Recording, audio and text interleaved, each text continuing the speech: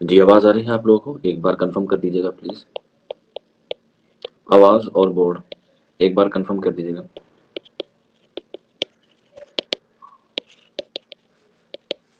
آج ہم لوگ بات کرنے والے ہیں اردو شاعری کی ایک نئی صنف کو، جس کو ہم لوگ جانتے ہیں قصیدے کے حوالے سے. تو آج کی جو ہماری کلاس ہے وہ ہم لوگ بات کریں گے قصیدے. قصیدے کا آغاز و ارتقا اور اس کا فن. آج کی جو ہماری کلاس کا موضوع ہے وہ ہے آغاز و ارتقا اور اس کا فن. ایک بار آپ لوگ کنفرم کر دیجیے گا. آواز اور بورڈ کلیئر ہے؟ محمود علی، وکیل انصاری، وجارت خان، ایک بار کنفرم کر دیجیے گا. آواز اور بورڈ کلیئر ہے؟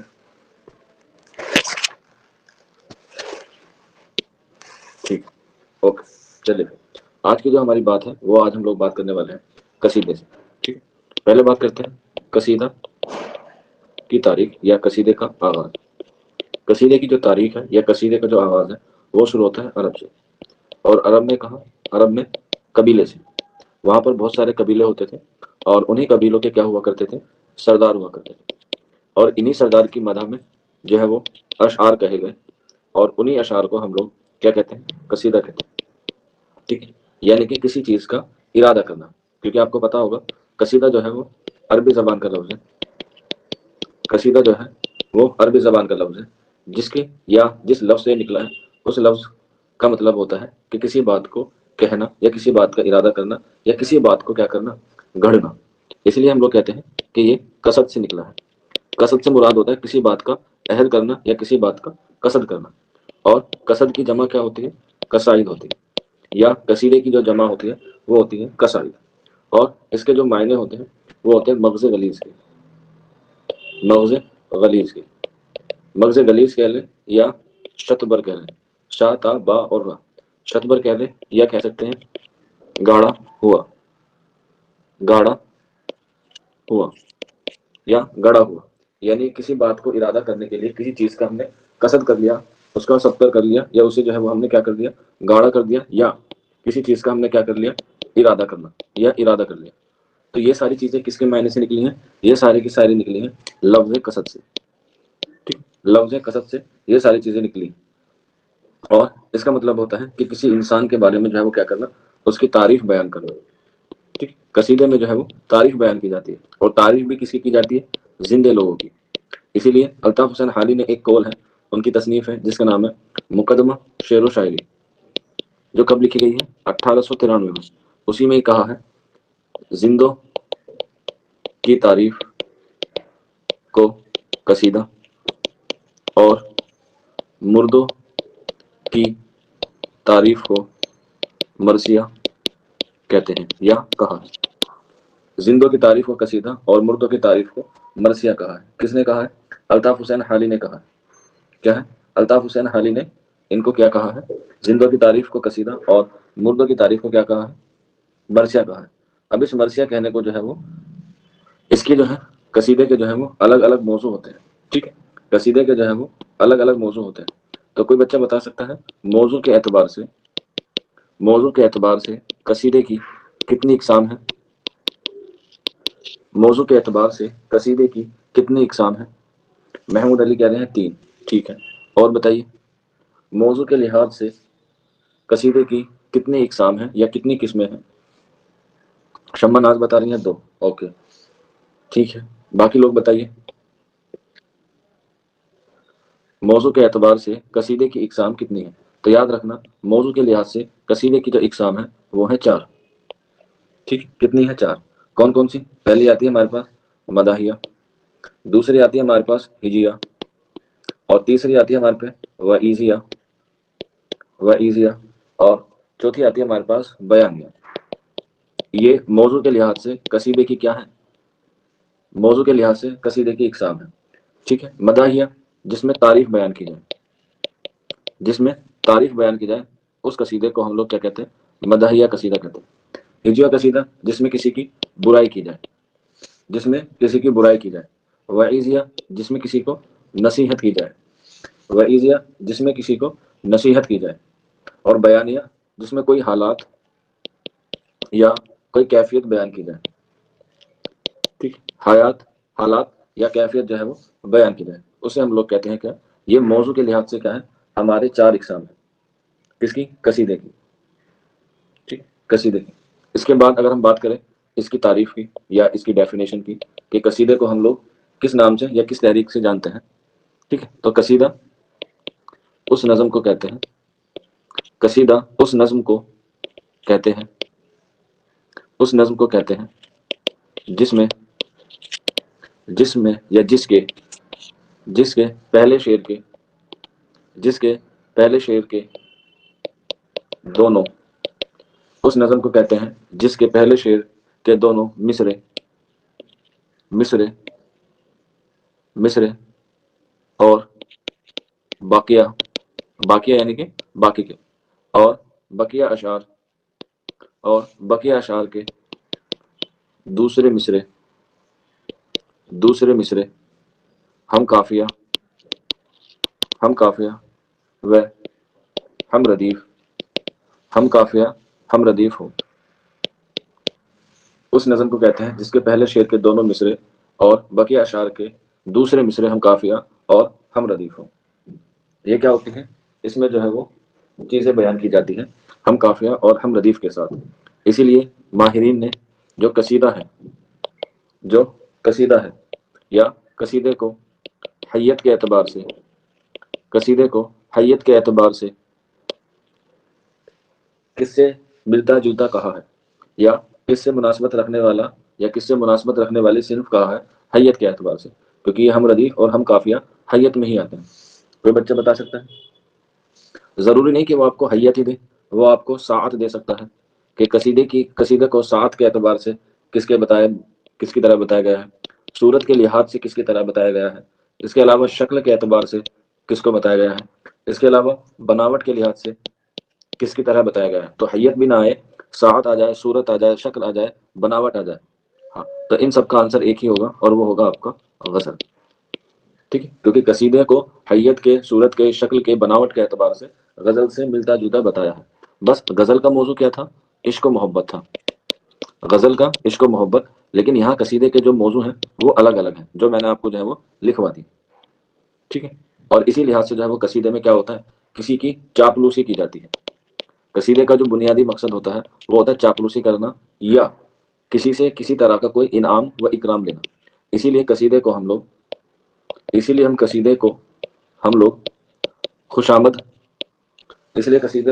خوش آمد کلام بھی کہتے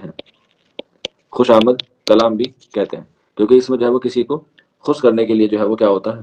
قصیدہ کہا جاتا ہے۔ اب قصیدہ کہنے کے لیے بھی ایک پیراگراف ہوتا ہے یا ایک پیرامیٹر ہوتا ہے، اس پیرامیٹر میں ہی آپ لوگ قصیدہ کہیں گے تو آپ کا قصیدہ کیا ہوگا؟ مقبول اور مشہور ہوگا۔ وہ کیا کیا ہے یا وہ کس طریقے سے، وہ ہم لوگ ابھی کریں گے۔ جیسے آپ کو میں نے بتایا غزل اور قصیدہ دونوں حیت کے اعتبار سے سیم ہے، تو ظاہر سی بات ہے جیسے غزل کا پہلا شعر کیسا ہوتا ہے؟ متلا ہوتا ہے، اور متلا کے لیے کیا ہونا چاہیے؟ ہم ردیف ہونا چاہیے اور ہم قافیہ ہونا چاہیے۔ پہلا شعر غزل کا ہم ردیف اور ہم قافیہ ہونا چاہیے، ٹھیک ہے۔ اور اسی پہلے مطلع کو ہم لوگ قصیدے میں جب پڑھتے ہیں تو ہم لوگ کہتے ہیں اسے تشبیب، ٹھیک ہے، تشبیب کیا کہتے ہیں؟ تشبیب کہہ سکتے ہیں، تمہید کہہ سکتے ہیں، یا نصیب کہہ سکتے ہیں، ٹھیک ہے۔ تینوں ہی باتیں ایک ہیں، یعنی کہ قصیدے کا جو پہلا شعر ہوگا اسے ہم ردیف کہتے ہیں، ہم ردیف اور ہم قافیہ ہوتا ہے، اسے ہم لوگ تشبیب کہتے ہیں، تمہید کہتے ہیں، یا نصیب کہتے ہیں۔ قصیدے کا جو پہلا شعر ہوتا ہے اسے ہم لوگ تشبیب، تمہید یا نصیب کہتے ہیں۔ اس کے علاوہ اسے ہم لوگ مطلب بھی کہتے ہیں، کیونکہ یہ غزل کی حیت سے ملتا جلتا ہے اسی طرح سے، اور اس میں ایک سے زیادہ مطلب بھی جو ہے وہ آ سکتے ہیں۔ جو غزل میں کہتے ہیں وہی ہم لوگ قصیدے میں بھی کہتے ہیں، ٹھیک ہے، قصیدے میں بھی ہم لوگ اسے وہی کہتے ہیں۔ جیسے ایک مطلب کے بعد دوسرا مطلب آ جائے تو اسے ہم لوگ کیا کہتے ہیں؟ حسن مطلب کہتے ہیں نا، حسن مطلب، یا اس سے اور زیادہ آ جائے، دو سے زیادہ مطلب آ جائے تو اسے ہم لوگ کہتے ہیں ذو مطلعین، جو ہے وہ ہم لوگ اسے کہتے ہیں۔ اس کے علاوہ ذو مطلعین کو ایک دوسرے نام سے ہم لوگ جانتے ہیں، اسے کہتے ہیں تجید مطلب، ٹھیک، اگر ذو مطلعین نہ آئے تو تجید مطلب آ جائے تو بھی آنسر کیا ہوگا؟ یہی ہوگا، اگر ایک سے زیادہ مطلب آ جائے، ٹھیک ہے، ذو مطلعین، ٹھیک، یا ذو متعلق،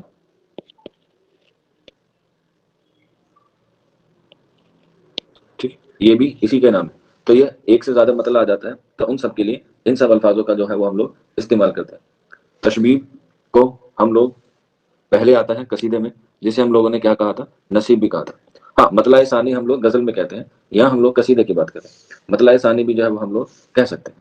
ٹھیک ہے، اس کے بعد وہی جو قصیدے میں ہوتا ہے، بعد میں اس میں کیا آ جاتا ہے، مقطع آ جاتا ہے، جو شعر کے آخر میں آتا ہے، جس میں تخلص جو ہے وہ شاعر جو ہے وہ اپنا تخلص استعمال کرتا ہے، اسے ہم لوگ کیا کہتے ہیں، مقطع کہتے ہیں. تو قصیدے میں بھی جو ہے وہ یہیں پر آ جاتا ہے. اور ان سب چیزوں کے بیچ جیسے غزل میں جو سب سے اہم خصوصیات تھی وہ تھی اعجاز و اختصار.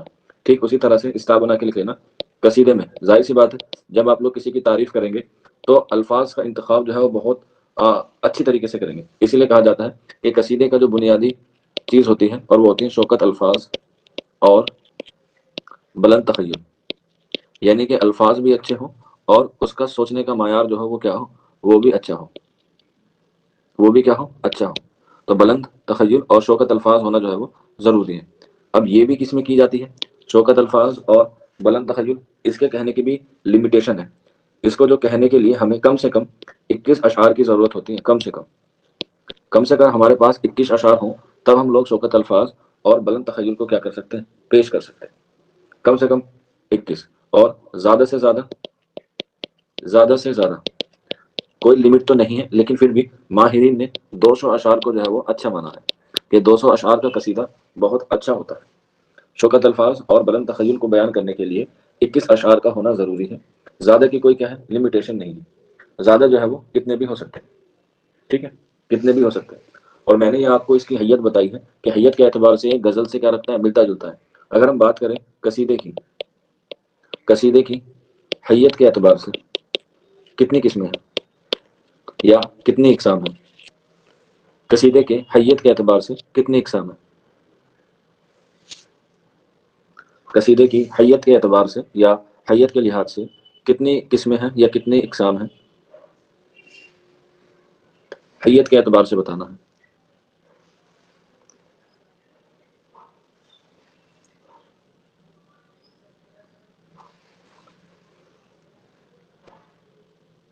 آپشن دو آپ لوگوں کو.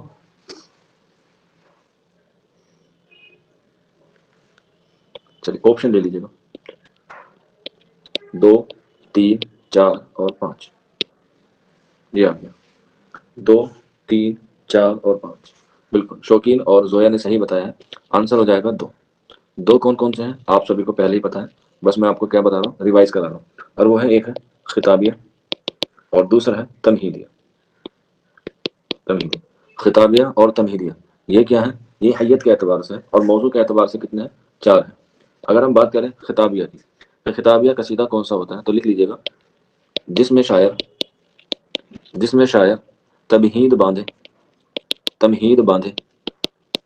جس میں شاعر تمہید باندھے بغیر جس میں شاعر تمہید باندھے بغیر تعریف یا برائی کرنا شروع کر دے اسے خطابیہ کہتے ہیں. جس میں شاعر تمہید باندھے بغیر تعریف یا برائی کرنا شروع کر دے اسے خطابیہ کہتے ہیں. اسی طرح سے تمہیدیہ، نام سے پتہ چل رہا ہے تمہیدیہ کہ جس میں شاعر مدح یا ہجو یا تعریف یا برائی بھی لکھ سکتے ہیں، جس میں شاعر مدح یا ہجو سے قبل یعنی کہ پہلے، جس میں شاعر مدح یا ہجو سے قبل تمہید کہتا ہے، تمہید باندھتا ہے، اسے ہم تمہیدیہ قصیدہ کہتے ہیں، اسے ہم تمہید کہتے ہیں. ہاں مذمت بھی کہہ سکتے ہیں، الگ الگ نام ہے اس کے. ٹھیک، تو اس میں ہوتا ہے ہمارا تمہیدیہ اور یہ ہوتا ہے ہمارا خطابیہ قصیدہ. ایک بات اور آپ لوگ نوٹ کر لیجیے گا، قصیدے میں ہی اہم چیز ہوتی ہے، ایک ہوتا ہے مدح، ایک ہوتا ہے مدح. ٹھیک ہے، ایک ہوتا ہے ممدوح اور ایک ہوتا ہے مداحی. ان کا کبھی کبھی ایگزام میں جو ہے وہ مطلب پوچھ لیتا ہے. ان سب کا تعلق جو ہے وہ کس سے ہوتا ہے، قصیدے سے ہی ہوتا ہے. اگر ہم مدح کی بات کریں تو مدح کا مطلب کیا ہوتا ہے، تعریف. مدح کا مطلب ہوتا ہے تعریف کرنا. ٹھیک ہے، تمہید باندھنا کیا ذرا بتائیے. تمہید باندھنا یہ ہوتا ہے کہ مان کے چلیے آپ کسی کے وہاں جا رہے ہیں، کسی کی رشتے داری میں جا رہے ہیں، تو آپ کہتے ہیں کہ اس دور میں یا اس کا گھر اتنا شاندار ہے، اس کے گھر کے باہر کی جو سڑک ہے وہ بہت چوڑی ہے، اس کے باہر دروازے کے ایک پھول لگا ہوا ہے. یعنی کہ کسی چیز کا نقشہ کھینچنا تمہید کہلاتا ہے، کسی بھی چیز کا. جیسے کل آپ نے کسی کا نقشہ کھینچا ہوگا کہ تیری زلفیں اس طرح سے کالی ہیں جیسے بادل پہ چھائی کوئی کالی گھٹا، تیرے ہاتھوں کی مہندی اس طرح سے لال ہے جیسے کوئی کھلتا گلاب ہے. ٹھیک، اس طرح سے ہم لوگ کیا کہتے ہیں، اسے تمہید کہتے ہیں. کہ کسی چیز کو بیان کرنے سے پہلے اس کی تعریف یا اس کے بارے میں ذکر کرنا. اور کہا جاتا ہے کہ جس قصیدے کی تمہید جتنی اچھی ہوگی وہ قصیدہ اتنا اچھا ہوگا. ٹھیک ہے نا، یاد رکھ لینا. چلیے، پہلا مدح ہوتا ہے. مدح کہتے ہیں تعریف کو، اور مدح کسے کہتے ہیں؟ تعریف کرنے والے کو. تعریف کرنے والے کو مدح، تعریف کرنے والے کو. اور ممدوح جس کی تعریف کی جائے، جس کی تعریف کی جائے، تعریف جس کی تعریف کی جائے اسے کہتے ہیں ممدوح. ٹھیک ہے. اس کے بعد مداحی یعنی کہ تعریف کرنے کا طریقہ یا تعریف کرنے کا فاعل، یا پھر سوری تعریف کرنے کا فائل. تو یہ کچھ ٹرمولوجی ہوتی ہے، کچھ یہ ورڈ ہیں جو ایگزام میں ان کے میننگ پوچھ لے جاتے ہیں. لگتے ایک سے ہی ہیں لیکن اگر ہم ان کو صحیح طریقے سے دیکھیں تو وہ جو ہے اس طرح سے آپ لوگوں کے سامنے آتے ہیں. مدح تعریف، مدح تعریف کرنے والا، ممدوح جس کی تعریف کی جائے، اور مداحی تعریف کرنے کا فائل. ٹھیک، یہاں تک کسی کو کوئی دقت ہے؟ مطلب یہاں تک ساری چیزیں سمجھ میں آ گئی آپ لوگوں کو؟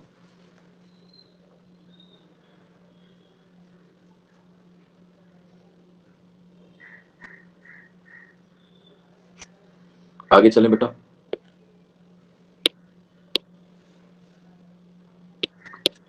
ٹھیک ہے، ویری گڈ. اب ہم بات کرتے ہیں، یہ حیت ہوگی تمہیدیہ اور قصیدی، اور تمہیدیہ اور خطابیہ. اب ان کو بیان کرنے کے لیے جیسے آپ کو کسی چھت پہ جانا ہوتا ہے تو دو طریقے ہوتے ہیں، یا تو آپ سیڑھی سے جائیے یا آپ کسی کی کود کے پھاند کے جائیے. لیکن اس کے بھی کیا ہوتے ہیں؟ طریقے ہوتے ہیں. تو خطابیہ یا تمہیدیہ کہنے کے بھی کیا ہے؟ طریقے ہیں. تو ماہرین نے ان طریقے کو جو نام دیا ہے وہ نام دیا گیا ہے قصیدے کے اجزائے ترکیبی. قصیدے کے اجزائے ترکیبی. اس میں بہت بڑا کنفیوژن ہوتا ہے ترکیبی کو لے کے کہ اس میں کتنے اجزائے ترکیبی ہیں. کہیں کہیں آپ کو 5 ملتے ہیں، کہیں کہیں آپ کو 4 ملتے ہیں. لیکن ہم لوگ 4 کے ساتھ جانا جو ہے وہ پسند کریں گے کیونکہ ایگزام میں اکثر 4 ہی آپشن کو کیا گیا ہے؟ مانا گیا ہے. اور وہ کون کون سے ہوتے ہیں؟ پہلا ہوتا ہے تشبیب. تشبیب. دوسرا ہوتا ہے گریز. تیسرا ہوتا ہے ہمارے پاس مدح. اور چوتھا ہوتا ہے ہمارے پاس دعا. ٹھیک ہے، چوتھا ہوتا ہے ہمارے پاس دعا. بعض لوگ جو ہیں دعا سے پہلے ایک ہوتا ہے حسن مطلب یا حسن مطلب، حسن مطلب، یا اسے ہم لوگ کہتے ہیں مد دعا. یہ چوتھا مانا جاتا ہے. لیکن اگر ہم صحیح دیکھیں 1 2 3 4 اور 5 ہوتا ہے. لیکن اس کو جو ہے وہ ضروری نہیں ہے، اسی لیے ہم لوگ اس کو ہٹا دیں یا اس کو ریموو کر دیتے ہیں تو 4 ہی بنتے ہیں: تشبیب، گریز، مدح اور دعا. ایک سوال آپ کا یہیں سے بن جاتا ہے کہ ان 4 اجزائے ترکیبوں میں سب سے اہم اجزائے ترکیبی قصیدے کا کون سا ہے؟ ان 4 اجزائے ترکیبی میں سب سے اہم اجزائے ترکیبی کون سا ہے؟ بالکل سب نے بتا دیا. آپشن 3 جو ہے اس کا کیا ہو جائے گا؟ کریکٹ آنسر ہو جائے گا مدح. لیکن ڈائریکٹ اس پہ نہیں جاتے ہیں، اس سے پہلے تشبیب کہنی ہوتی ہے، اس سے پہلے گریز کہنا ہوتا ہے. تو اس کے پہلے ہم لوگ پہلے پڑھیں گے تشبیب کو. کس کو؟ تشبیب کو. تشبیب کو قصیدے کا پہلا جز یا پہلا اجزائے ترکیبی مانا جاتا ہے. قصیدے کو، تشبیب کو قصیدے کا پہلا اجزائے ترکیبی یا پہلا جز مانا جاتا ہے. ٹھیک. تشبیب کو ہم لوگ تمہید بھی کہتے ہیں، تمہید بھی کہتے ہیں یا نصیب بھی کہتے ہیں. تمہید بھی کہتے ہیں یا نصیب بھی کہتے ہیں. اور تشبیب کا جو معنی نکلتا ہے وہ نکلتا ہے فرش بچھانا. کیا؟ فرش بچھانا. اب آپ اسے اندازہ لگا سکتے ہیں. تشبیب کا مطلب ہوتا ہے فرش بچھانا. آپ لوگوں کی کسی نے دعوت کی، آپ لوگ اس کے گھر پہ گئے، اگر کوئی پھٹی پرانی چادر پہ یا پھٹی ہوئی ٹیبل کے دسترخوان پہ یا خراب ہوئے صوفے پہ آپ کو بٹھا دے تو کیا آپ کو اچھا لگے گا؟ یہ بتائیے. آپ بیٹھ تو جائیں گے لیکن آپ کا دل جو ہے وہ کیا ہوگا؟ گواہی نہیں دے گا. تو اسی لیے تشبیب کا ہم لوگوں نے کیا کیا؟ فرش بچھانا. تو یعنی کہ اگر ہمارا فرش اچھا ہوگا تو ظاہر سی بات ہے آگے بھی جا کے جو ہے وہ چیزیں جو ہے وہ اچھی ہوگی. آپ کسی بینکٹ ہال میں یا منڈپ میں جاتے ہیں تو پہلے اس کا کیا دیکھتے ہیں؟ ایمبینس دیکھتے ہیں. پہلے اس کی ساز و سجاوٹ دیکھتے ہیں. جب آپ کے گھر پہ شادی کا کارڈ آتا ہے تو آج کل یہی دیکھتے ہیں کہ بھائی دیکھیے اس بچے کی یا اس کی شادی یا فلانے کی شادی جو ہے وہ کس منڈپ میں یا کس بینکٹ ہال میں ہو رہی ہے. اگر آپ کے آس پاس کا ہوگا کوئی مشہور تو آپ ایک دم خوشی میں اٹھ جاتے ہیں. بعض لوگ تو ایسے ہوتے ہیں منڈپ کا نام سنتے ہی جو ہے وہ اس میں جانے کے لیے تیار ہو جاتے ہیں. چلو کچھ نہ ہوگا تو کم سے کم سیلفی تو اچھی آئے گی, فوٹو تو اچھے آ جائیں گے, کھانا تو بات کی بات ہے. ٹھیک, تو اسی لیے تشبیب کو جو کیا مانا گیا ہے, اچھا مانا گیا ہے. اور جس کی زیادہ تشبیب اچھی ہوگی اس کا شعر جو ہے وہ کیا ہوگا, اتنا ہی اچھا ہوگا. تشبیب کے حوالے سے, کس کے حوالے سے, تشبیب کے حوالے سے. اور اسی لیے کہا گیا ہے کہ تشبیب جتنی اچھی ہوگی اتنا قصیدہ اچھا ہوگا. یہیں پر ایک سوال آپ مجھے بتا دیجیے کہ کس نے یا کس شاعر نے سب سے زیادہ تشبیب پر زور دیا ہے یا تشبیب پر سب سے زیادہ کام کیا ہے. تشبیب پر سب سے زیادہ کام کس نے کیا ہے یا تشبیب کو سب سے زیادہ پسند کی. بالکل زویا سرتاج نے صحیح آنسر دیا ہے. آنسر ہو جائے گا غالب. اس کا میں ایک شعر آپ کو لکھوا رہا ہوں جس سے آپ کو اندازہ ہو جائے کہ جو تشبیب کا شعر ہے وہ کس طرح سے ہوتا ہے. تو غالب کا ایک قصیدہ ہے, اس کا ایک تشبیب جو ہے وہ میں آپ لوگوں کے سامنے جو ہے وہ کیا کر رہا ہوں, پیش کر رہا ہوں. اور وہ یہ ہے, لکھ لیجیے گا. ہاں میں, ہاں میں نو سنے, ہاں میں نو سنے ہم اس کا نام, ہم اس کا نام. ہاں میں نو سنے ہم اس کا نام, جس کو تو جھک کر رہا ہے سلام. جس کو تو جھک کر, جس کو تو جھک کے کر رہا ہے سلام. جس کو تو جھک کے کر رہا ہے سلام. بالکل محمود علی نے بالکل پہچان لیا کہ یہ بات کر رہے ہیں ہم لوگ بہادر شاہ ظفر کی. ہاں میں نو سنے ہم اس کا نام, جس کو تو جھک کے کر رہا ہے سلام. ہاں میں نے اس کا نام سنا ہے جس کو تو جھک کر سلام کرتا ہے.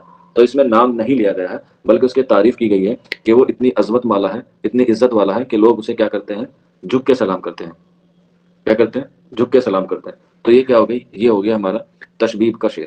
اور یہاں پہ اسٹار بنا کے لکھ لینا, ٹھیک ہے, کہ تشبیب کے اشعار, تشبیب کے اشعار, تشبیب کے اشعار مدح سے, مدح سے زیادہ نہیں ہونے چاہیے, زیادہ نہیں ہونے چاہیے. یعنی کہ مدح کے اشعار زیادہ ہونے چاہیے تمہید اس میں قصیدے میں. ٹھیک ہے, یہ ہوا آپ کی ہماری نظروں میں تشبیب کے حوالے سے. تشبیب کے بعد جو دوسرا ہمارا جز آتا ہے وہ آتا ہے ہمارا گریز. کیا آتا ہے, گریز.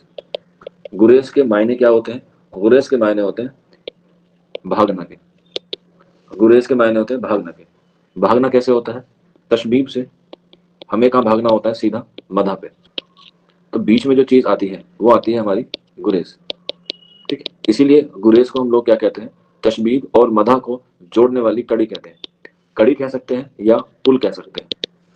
تشبیب سے مدح کو جوڑنے والی چیز گریز ہوتی ہے جسے ہم لوگ کڑی یا پل کہتے ہیں. یا اس کے اگر اور تھوڑے سی معنوں میں جائیں تو ہم لوگ اسے کہتے ہیں دو بیلوں, دو بیلوں کو ایک, دو بیلوں کو ایک جوئے میں جوتنا, ایک جوئے میں جوتنا. مینس آپ نے دیکھا ہوگا بیل کے اوپر جو ہے وہ ہل رکھا رہتا ہے. تو جو دو بیل ہوتے ہیں وہ اسے کیا کرتے ہیں, ایک دوسرے سے کنیکٹ کر کے رکھتے ہیں, ایک دوسرے سے جوڑ کے رکھتے ہیں. اور تبھی جو ہے وہ کیا ہوتی ہے, کھیت کی بوائی ہوتی ہے یا کھیت میں جتائی کی جاتی ہے. تو اس کے جو ہے وہ گریز کی یہ بھی معنی ہے, پل بھی کہتے ہیں, کڑی بھی کہتے ہیں, اور دو بیلوں کو ایک جوئے میں جوتنا بھی جو ہے وہ کہتے ہیں. اس کا مقصد صرف اتنا سا ہوتا ہے گریز کا کہ وہ تشبیب کو اور مدح کو, تشبیب کو اور مدح کو کیا کرے, ایک ساتھ جوڑ لیں.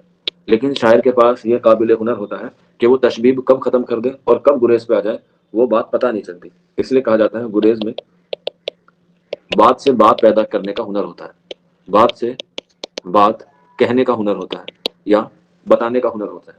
بات سے بات کہنے کا ہنر ہوتا ہے گریز میں. اور یہ ہنر کس کے پاس ہوتا ہے, جو ایک اچھا قصیدہ کو ہوتا ہے. اب یہ تشبیب کا شعر میں نے آپ کو لکھوایا, اسی کا ہی نیچے کا حصہ ہے یا کہہ سکتے ہیں گریز کا حصہ ہے.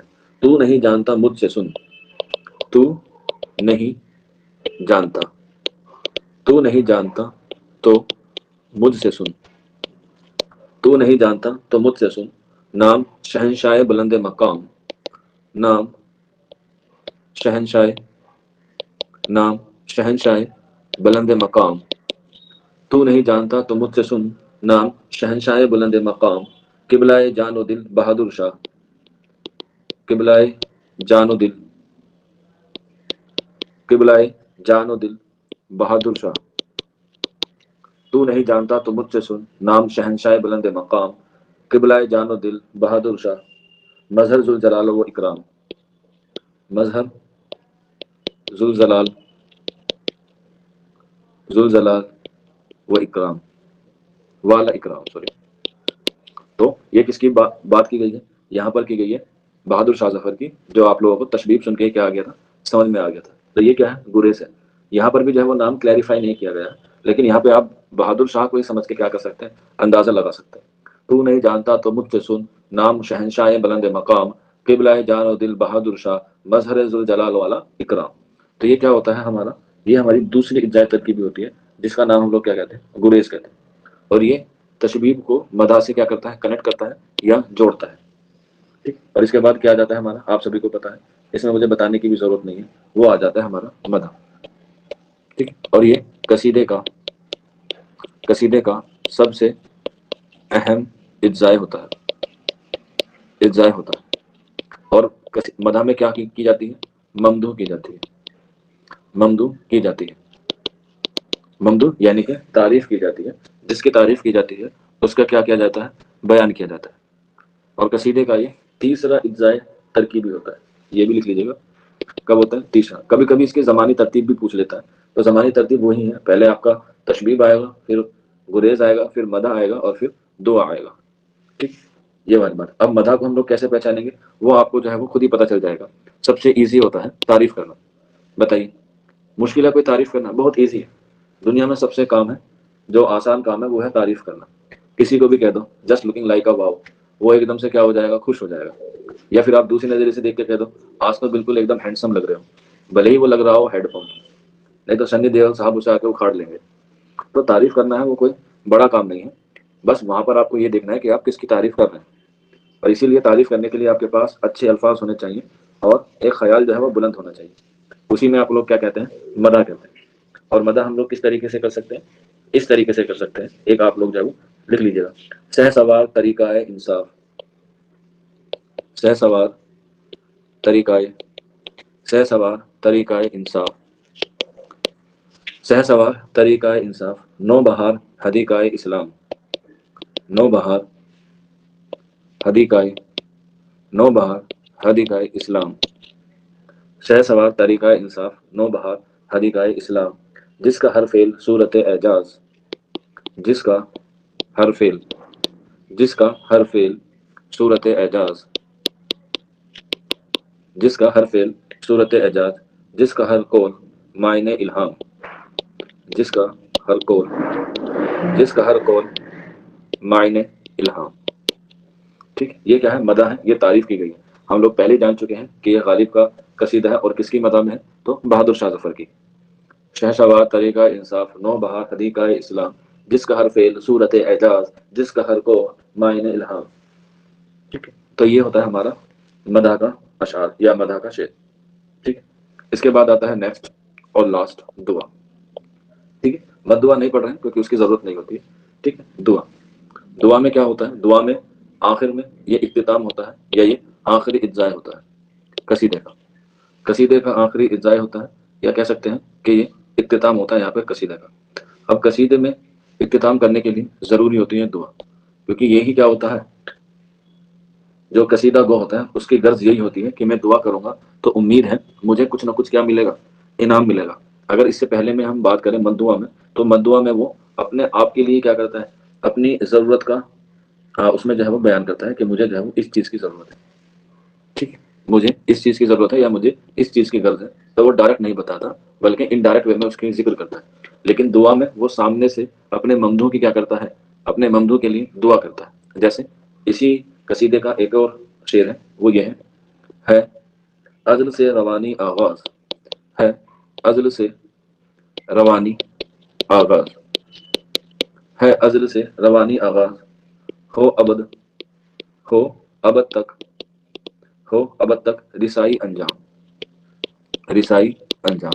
یعنی کہ غالب نے بہادر شاہ ظفر کے لیے یا اس کے سلطنت کے دعا کی ہے عزل سے روانی آغاز. یعنی کہ یہ جو سلطنت ہے وہ تا قیامت تک کیا رہے؟ قائم رہے. اس کے لیے جو انہوں نے یہ دعا کی ہے عدل سے روانی آغاز، ہو ابد تک رسائی انجام. تو اس طریقے سے یہ قصیدے کے جو 4 اجزائے ترکیبی ہیں وہ سارے کے سارے جو ہے میں نے آپ کو بتا دیا ہے. اور امید ہے کہ آپ کو یہ ساری چیزیں جو ہے وہ سمجھ میں بھی آ گئی ہوں گی.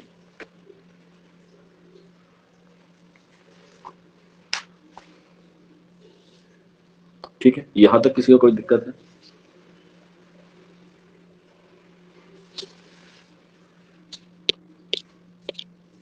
ٹھیک ہے, گڈ. اس کے بعد یہ جو ہم نے بات کی یہ قصیدے کی فن اور قصیدے کے حوالے کے قصیدے کے اجزائے ترکیبی کے حوالے سے بات کی, لیکن قصیدے کی تعریف یہیں ختم نہیں ہوتی ہے بلکہ قصیدے کا آغاز بھی ضروری ہوتا ہے.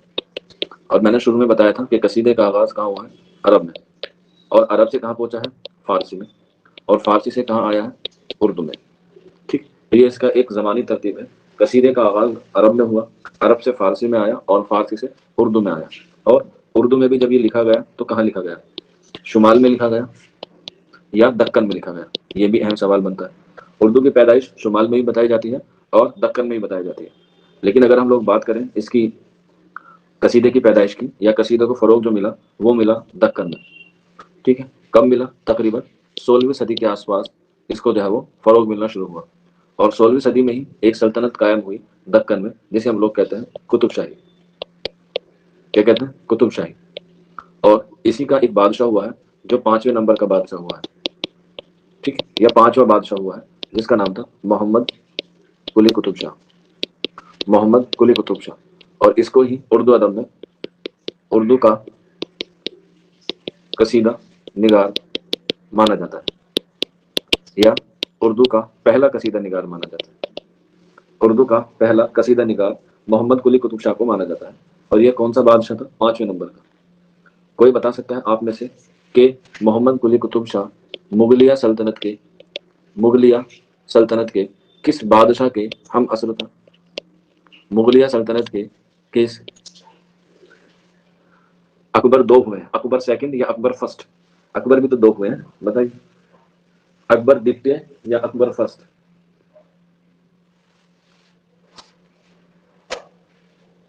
ہاں بالکل, دھیان رکھنا, ویری گڈ. کون ہے؟ اکبر.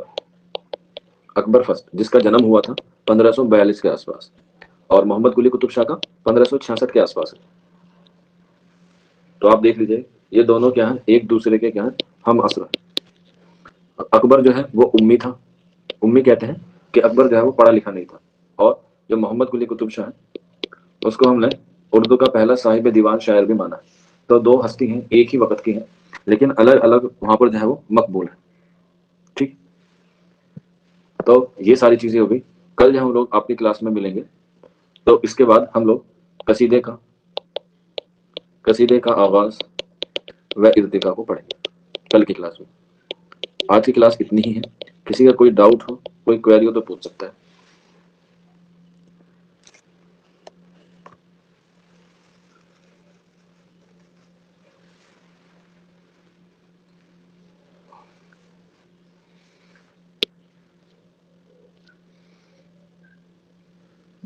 ہاں بیٹا, جلال الدین اکبر ہی فرسٹ ہے. جلال الدین محمد اکبر. اور ان کا اصل نام کیا ہے جلال الدین محمد اکبر کا؟ جلال الدین محمد اکبر کا اصل نام کیا ہے؟ جی ایس میں پوچھا جا سکتا ہے, اس لیے پوچھ رہا ہوں بس آپ لوگوں سے. بالکل, محمد شوقی نے صحیح بتایا, آنسر ہے بدر الدین.